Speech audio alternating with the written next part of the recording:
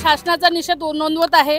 आज महाराष्ट्रामध्ये पोळा हा सण खूप मोठ्या प्रमाणामध्ये साजरा केला जातो, परंतु महाराष्ट्र शासन जे आहे ते फक्त वेळकाढू धोरण निभावून राहिलेला आहे।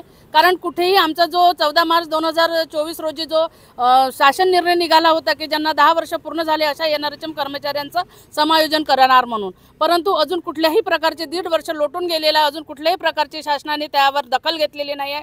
आणि या दखलेसाठी आम्ही वारंवार पत्रव्यवहार केलेले आहे, भेटी घेतलेल्या आहे आरोग्यमंत्र्यांशी, मुख्यमंत्र्यांशी, उपमुख्यमंत्र्यांशी, पालकमंत्र्यांशी, आमदार, खासदार आम्ही सगळे अगदी म्हणजे चांद्यापासून तर बांद्यापर्यंत धुंडून काढलेले आहे, पण कोणी आमच्या याची दखल घेऊन नाही राहिलेला आहे। आणि त्या दखलीची कुठेतरी आमची अंमलबजावणी झाली पाहिजे, आमच्या शासनाची अंमलबजावणी झाली पाहिजे निर्णयाची। त्यासाठी आम्ही आज इथे अनोख्या प्रकारचं आंदोलन करत आहे। जसं बैलाला वर्षभर शेतकरी वाहून नेतो, असाच महाराष्ट्र शासनामध्ये एनआरएचएम कर्मचाऱ्यांना सुद्धा अधिकारी आणि कर्मचारी आणि प्रशासन वाहून नेत आहे। आणि त्यासाठी हे आमच्यावर जो अन्याय होऊन राहिलेला आहे, या अन्यायाला कुठेतरी वाचा फोडण्यासाठी आज आम्ही इथे आगळं वेगळं आंदोलन करत आहे बैलपोळ्याच्या निमित्ताने।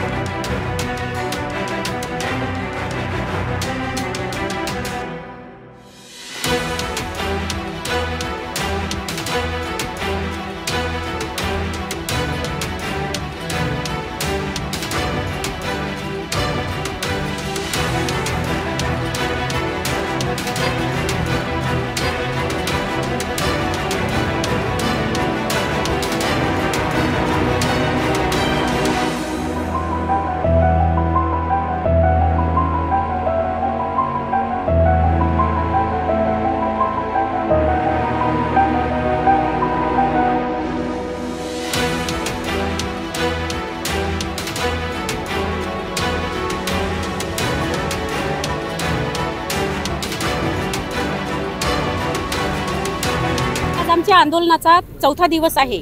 आम्ही सगळे एनआरएचएमचे राष्ट्रीय आरोग्य विभागाचे कंत्राटी कर्मचारी आहोत, परंतु शासनाने जो 14/3/2024 ला शासन निर्णय पारित केला, आम्हाला कुठेतरी आशा होती की आमच्या सगळ्या लोकांचं जे 10 वर्ष कंप्लीट झालेले त्याच्यावरचे लोक आहे त्यांचे एका टप्प्याने आदेश निघतील, परंतु 2च संवर्गाचे आदेश काढले त्यांनी, ड्रायव्हर आणि सपोर्ट स्टॉप, त्याच्यामध्ये पण 3 जिल्ह्यामध्ये अजून त्या लोकांना रुजू करून घेतलेलं नाही। तर हे शासन एक प्रकारे आमच्यावर अन्याय करत आहे। आज बैलपोळा आहे, आम्ही सगळे जास्तीत जास्त याच्या शेतकऱ्यांची मुलं मुली आहोत, तर या निमित्ताने आम्ही जसं आम्हाला एनआरएचएमच्या कर्मचाऱ्यांना वेठबिगारीप्रमाणे सरकार आमचे प्रशासन राबवून घेत आहे, काम असलं तेव्हा त्यांना आमची गरज पडते। आणि आज सगळे लोक एकत्र जमा झालेला आहो। आणि काल जी बैठक झाली ईसी मीटिंग, त्यामध्ये सचिव साहेबांनी जो आमचा 15% वाढीचा मुद्दा होता तो पण मार्गी लावलेला नाही। आज संघटनेच्या पदाधिकाऱ्यांना बोलवलेलं आहे बैठकीसाठी, 2 वाजता बैठक आहे, त्याच्यामध्ये माहिती पडेल काय निर्णय होतो तो, परंतु जोपर्यंत आम्हाला आता लेखी मिळणार नाही तोपर्यंत आम्ही माघार घेणार नाही।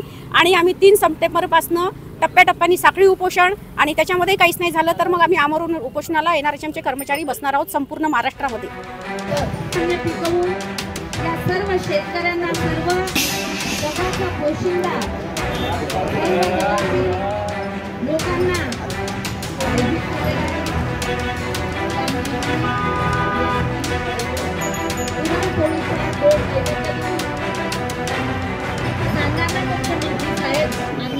काय गुन्हा केला